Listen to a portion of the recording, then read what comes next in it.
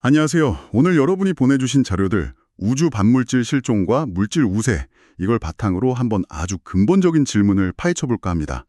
네, 바로 이거죠. 왜 우리 우주는 온통 물질로 가득 차 있을까? 그리고 왜 여러분은 지금 여기에 존재할 수 있을까? 이런 질문입니다. 네, 안녕하세요. 빅뱅 직후에는요, 이론적으로 물질하고 반물질이 거의 뭐랄까, 똑같이 만들어졌어야 한다면서요. 네, 이론상으로는 그렇습니다. 거의 완벽하게요. 근데 지금 우리가 보는 우주에는 반물질이 거의 없어요. 진짜 무슨 대규모 실종 사건 같아요. 그렇죠. 그래서 오늘 저희 임무는 이 자료들 속 단서들을 좀 따라가면서 사라진 반물질, 이 미스테리를 한번 추적해보는 겁니다. 이게 사실 그냥 학문적인 호기심? 그 이상이라는 걸 먼저 좀 짚고 싶어요. 아, 그런가요? 네, 우리가 지금 존재한다는 이 사실 자체가 이미 우주 초기에 뭔가 완벽한 대칭이 깨졌다는 아주 강력한 증거거든요. 아, 정말 눈에 보이지도 않을 만큼 작은 차이가 현재의 모든 것을 만들었다고 볼 수 있죠. 이 자료들은 그 증거들을 모아놓은 셈이고요. 좋습니다. 그럼 그 드라마의 주인공들부터 좀 만나볼까요? 자료에도 계속 나오는 물질, 그리고 반물질, 이 기본 개념부터 확실히 해야 할 것 같아요. 네, 중요하죠. 전자와 양전자, 양성자와 반양성자, 이런 예시들이 있는데 이게 정확히 어떤 관계인가요? 네, 모든 입자에는 뭐랄까 거울에 비춘 것 같은 쌍둥이, 반입자가 있다고 생각하시면 쉬워요. 거울 쌍둥이요? 네, 자료에서 설명하듯이 이 둘은 질량이나 내부 회전, 스핀이라고 하죠. 이런 대부분의 물리적 성질은 똑같아요. 똑같은데? 그런데 딱 하나 결정적으로 다른 점이 있습니다.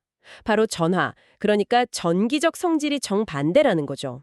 아, 전하만 반대군요. 그렇죠. 예를 들어 마이너스 전하를 띤 전자의 반입자는 플러스 전하를 띤 양전자. 플러스 전하의 양성자 반입자는 마이너스 전하를 띤 반양성자. 이런 식입니다. 네네. 그리고 정말 중요한 특징인데요. 이게 이 미스터리의 핵심 열쇠라고 할 수 있는데 네, 핵심 열쇠. 이 물질 입자랑 반물질 입자가 만나면요. 서로를 그냥 완전히 소멸해켜요. 그러면서 가지고 있던 모든 질량을 순수한 에너지, 주로 감마선 형태로 바꿔버립니다. 와, 펑 하고 사라지는 거네요? 네, 그렇죠. 이게 바로 우리가 풀어야 할 문제의 시작점인 거죠. 왜 다 안 사라졌냐는 거니까요. 그렇다면 진짜 상상하기 힘든 빅뱅 직후 우주 탄생하고 1조분의 1초, 그보다도 더 짧은 그 극초기 순간으로 한번 가보죠. 네, 맞습니다. 자료에 따르면 이때 우주가 엄청나게 뜨겁고 밀도도 어마어마했다면서요? 맞아요. 그야말로 에너지 덩어리였죠.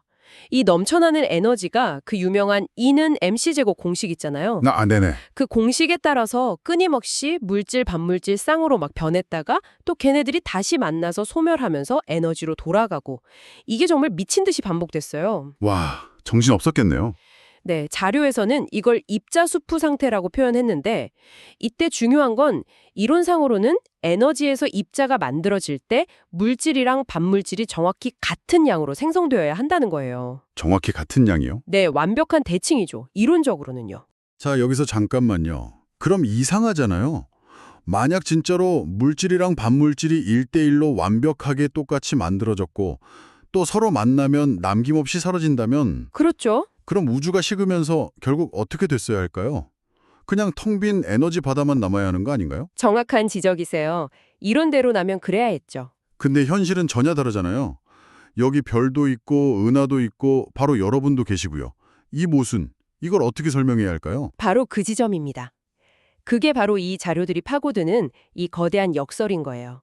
그리고 여기서 정말 놀라운 사실이 드러나는 거죠. 어떤 사실이죠? 그 완벽해 보였던 대칭이 사실은 완벽하지 않았다. 아주 미세하게, 뭐랄까, 정말 상상하기 힘들 정도로 조금 물질이 반물질보다 더 많이 만들어졌다는 겁니다. 더 많이요? 얼마나 더요? 자료에 나온 비율을 빌리면 이래요. 반물질 입자가 100억 개 만들어질 때 물질 입자는 100억 개 하고도 단 한 개가 더 만들어졌다는 거예요. 네, 100억 개 중에 겨우 한 개 차이요? 와, 그게 전부인가요? 네, 믿기 힘드시겠지만 그 100억 분의 1, 정말 미미한 불균형이죠. 이야, 하지만 우주 전체로 보면 이게 어마어마한 양이 되는 거예요. 빅뱅 후에 우주가 식으면서 100억 개의 물질과 100억 개의 반물질이 만나서 서로 장렬하게 소멸하고 난 뒤에요. 바로 그 남은 한 개의 잉여 물질들. 얘네들이 살아남은 겁니다. 그 찌꺼기 같은 애들이군요. 그렇죠. 그 남은 애들이 뭉치고 뭉쳐서 오늘날 우리가 보는 모든 별, 은하, 행성, 그리고 우리 자신을 구성하는 재료가 된 거죠. 와, 그럼 제 몸을 이루는 원자 하나하나가 그 치열했던 100억 분의 1의 생존 경쟁 승리자라는 거네요. 이야기가 진짜 점점 흥미진진해지는데요. 그럼 그 결정적인 100억 분의 1의 차이, 이건 도대체 왜, 어떻게 생겨난 걸까요? 네, 그게 핵심 질문이죠. 여기에 대한 단서로 자료에서는 몇 가지 중요한 개념을 제시하고 있어요. 첫 번째가 좀 어렵게 들리는데 CP 대칭성 위반이래요. 이게 뭔가요? CP 대칭성. 네, 좀 풀어 설명을 드려볼게요. 여기서 C는 전하 대칭을 의미해요. 전하 대칭? 네, 어떤 물리 현상을 볼 때 입자를 그 반입자로 바꿔서 봐도 똑같이 일어나야 한다는 원칙이에요. 네. 그리고 P는 반전 대칭, 그러니까 거울 대칭인데요. 어떤 현상을 거울에 비춘 것처럼 좌우를 바꿔봐도 물리 법칙은 똑같이 적용되어야 한다는 거죠. 거울처럼 봐도 똑같다. 그렇죠. 그래서 CP 대칭이 성립한다면 입자를 반입자로 바꾸고 C, 동시에 거울상으로 봐도 물리 법칙은 변함없이 똑같아야 해요. 그게 상식적이겠네요. 네, 초기 우주에서는 당연히 이 대칭이 지켜질 거라고 다들 생각했죠. 그래야 물질과 반물질이 공평하게 취급될 테니까요. 그런데요. 그런데 여기서 반전이 일어납니다. 1960년대 이후에 정밀한 실험들을 통해서 과학자들이 뭘 발견했냐면 이 CP 대칭성이 완벽하지 않다는 사실을 알아낸 거예요. 완벽하지 않다고요. 법칙이. 네, 자연의 법칙 자체가 물질과 반물질을 아주 미세하게나마 차별한다는 증거가 나온 거죠. 마치 저울이 아주 살짝 한쪽으로 기울어진 것처럼요. 와, 이게 무슨 뜻이죠? 여러분 자료에 보면 구체적인 예로 K 중간자, 카온이나 비중간자, 비메선 같은 좀 특별한 입자들의 붕괴 이야기가 나올 거예요. 네, 봤어요. 이 입자들도 물질 버전이랑 반물질 버전이 있거든요. 근데 이 둘이 다른 입자들로 붕괴하는 방식이나 그 빈도를 아주 정밀하게 측정해 보니까요. 완벽하게 대칭적이지 않다는 게 실험으로 확인된 거예요. 실험으로 확인이 됐군요. 네. 이 미세한 차별 또는 규칙 위반이라고 할까요? 이게 바로 우주에 물질만 남게 된 가장 유력한 용의자 중 하나로 꼽히는 겁니다. 와, 그러니까 물리법칙 그 자체에 새겨진 아주 작은 흠집 같은 거네요. 그 비대칭이 결국 우리 존재의 기원일 수 있다니. 그렇죠. 마치 완벽하게 짜인 각본에 예상치 못한 오타 하나가 들어가서 전혀 다른 결말을 만든 느낌이라고 할까요? 정말 놀랍습니다. 근데 자료에는 또 다른 중요한 조각으로 사하로프 조건이랑 우주 팽창의 역할도 언급되어 있어요. 네, 맞습니다. 사하로프 조건. 이건 이 미스터리에서 어떤 역할을 하는 건가요? 좀 더 자세히 설명해 주실 수 있을까요? 네, 1967년에 러시아의 물리학자 안드레이 사하로프가 이 문제를 아주 깊게 파고들었어요. 사하로프. 네, 그가 뭘 주장했냐면 단순히 CP 대칭성 위반만으로는 부족하다. 오늘날처럼 물질이 압도적으로 많은 우주가 만들어지려면 세 가지 조건이 동시에 만족되어야 한다고 했어요. 여러분 자료에도 아마 요약되어 있을 겁니다. 세 가지 조건이요? 첫째, 바리온수 보존 법칙이 깨져야 합니다. 바리온수는 대량 물질, 그러니까 양성자나 중성자 같은 것들의 양을 나타내는 숫자인데요. 네. 이게 변할 수 있는 과정, 즉 순수하게 물질만 더 만들어내거나 반물질만 없애는 과정이 있어야 한다는 뜻이에요. 그냥 쌍으로 만들었다 없앴다만 하면 순물질 양은 안 늘어나니까요. 아, 그렇군요. 순수하게 늘어나는 과정. 둘째는 방금 이야기한 C대칭성과 CP 대칭성이 깨져야 한다는 거고요. 물질과 반물질을 다르게 취급하는 근본적인 법칙의 비대칭성. 이게 있어야 하죠. 네, 두 번째는 CP 위반. 그렇죠. 이게 없다면 어떤 과정이 일어나던 결국 평균적으로는 다시 1대2로 돌아갈 테니까요. 그리고 셋째, 이게 또 중요한데요. 세 번째는 뭔가요? 우주가 열적 평형 상태에서 벗어나 있어야 한다는 겁니다. 이게 무슨 말이냐면요. 초기 우주는 엄청 뜨거웠지만 동시에 어마어마하게 빠르게 팽창하고 식어갔잖아요. 네, 급격하게요. 마치 막 흔들리는 부엌에서 재료를 정확히 계량하기 어려운 것처럼 모든 입자 반응이 충분한 시간을 갖고 안정적인 평형 상태에 도달하기가 힘들었다는 의미예요. 아, 너무 빨리 변해서 안정이 안 됐다. 네, 만약 우주가 계속 완벽한 평형 상태였다면요. CP 대칭성이 깨져서 물질을 조금 더 만드는 반응이 있다 해도 그 반대 반응, 즉 물질을 다시 반물질로 바꾸는 반응도 같은 비율로 일어나서 결국에는 다시 1대1 상태로 돌아갔을 거예요. 아, 제자리 걸음이군요. 그런데 우주가 너무 빠르게 팽창하고 식어버리는 바람에 CP 위반으로 물질이 약간 더 생성된 다음에요. 온도가 뚝 떨어져 버려서 그 불균형을 되돌릴 역반응이 일어날 기회를 놓쳐버린 거죠. 아하, 타이밍이 중요했네요. 그렇죠. CP 내층성 위반이라는 씨앗이 있어도 우주가 급격히 팽창하고 식는 비평형이라는 토양이 없었다면 그 씨앗이 자라서 지금 같은 물질 우세라는 열매를 맺지 못했을 거라는 거죠. 이야, 그러니까 범행 동기, CP 위반도 있어야 하고 또 범행이 성공할 수 있는 아주 혼란스러운 환경, 비평형 팽창도 같이 필요했다. 뭐 이런 얘기처럼 들리네요. 정확합니다. 그 두 가지 근본적인 비대칭성과 역동적인 우주 환경의 변화, 이 둘이 정말 절묘하게 맞아떨어져야만 지금의 우리가 존재할 수 있었다는 거죠. 그럼 이런 이론들을 뒷받침하는 구체적인 증거들은 뭐가 있을까요? 과학자들이 실제로 이런 현상들을 어떻게 관측하고 확인하는지 자료에 언급된 실험들을 좀 더 살펴보죠. 네, 여러 중요한 실험적 증거들이 자료에 잘 나와 있습니다. 우선 가장 유명한 건 역시 CERN에 있는 거대 강입자 충돌기, LHC죠. 네, LHC 들어봤어요. 이게 일종의 초소형 빅뱅 재현 장치라고 할 수 있는데요. 특히 LHC 안에 있는 LHCp라는 아주 정밀한 검출기가 있어요. 이게 비중간자처럼 CP 위반을 보이는 입자들의 붕괴를 집중적으로 연구합니다. 아, LHCb. 네. 여기서 실제로 비중간자가 붕괴할 때 이론이 예측한 대로 미세한 CP 대칭성 위반 현상을 관측했어요. 그리고 그 크기를 아주 정밀하게 특정하는 데 성공했습니다. 성공했군요. 이건 CP 위반이라는 메커니즘이 실제로 자연에 존재한다는 아주 강력한 증거죠. 그런데요, 뭔가 더 있을 것 같은데요. 네, 여기서 중요한 포인트가 있어요. 여러분 자료에서도 지적하듯이 이 LHCb 같은 곳에서 측정한 CP 위반의 크기만으로는요. 네.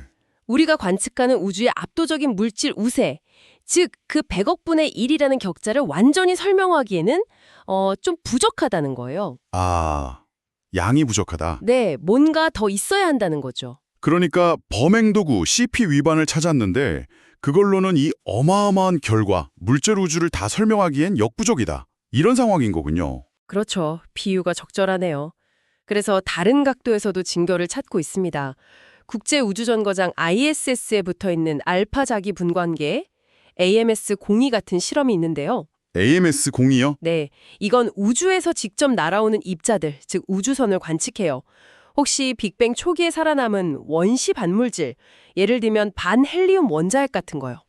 이런 게 아주 조금이라도 남아있지 않을까 찾는 거죠. 아, 우주에서 직접 찾는 거군요? 네, 지금까지 극소량의 반양성자나 양전자를 발견하긴 했어요. 오, 찾았네요? 하지만 분석해보니까 얘네들은 대부분 고에너지 우주선이 우주 공간의 다른 물질하고 충돌하면서 2차적으로 만들어진 걸로 보여요. 아, 원조가 아니라 나중에 생긴 거군요? 그렇죠.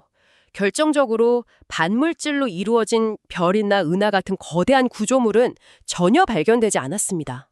이것도 우리 우주가 압도적으로 물질로 이루어져 있다는 강력한 관측 증거가 되는 거죠. 나 반물질 은하는 없군요? 네. 그리고 역사적으로 보면 자료에도 언급된 K중간자 실험들이 또 중요하죠. 1964년에 K중간자가 붕괴하는 과정에서 처음으로 CP 대칭성이 깨진다는 사실이 발견됐거든요. 이게 엄청난 충격을 줬어요, 당시에는. 네, 최초의 발견이었군요? 네, 당시 물리학의 기본 원리라고 생각했던 대칭성이 깨진 거니까요.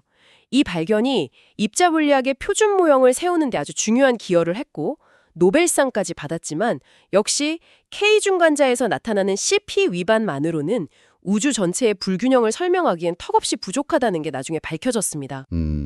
종합해보면 LHC나 K중간자 실험 같은 걸로 CP 위반이라는 메커니즘 자체는 확인했고 AMS-02 같은 걸로 우주에 반물질이 거의 없다는 사실도 재확인했지만 네, 그렇죠. 현재 우리가 아는 입자 물리학 그러니까 표준 모형 안에서 발견된 CP 위반의 효과만으로는 왜 이렇게 물질이 압도적으로 많은가? 이 질문에 완전한 답을 주지는 못하고 있다. 뭐 이런 거네요. 정확히 그렇습니다. 아직 미스테리가 남아있는 거죠. 네, 미스테리가 여전하군요. 그래서 여러분이 주신 자료들의 결론을 요약하자면 이렇습니다.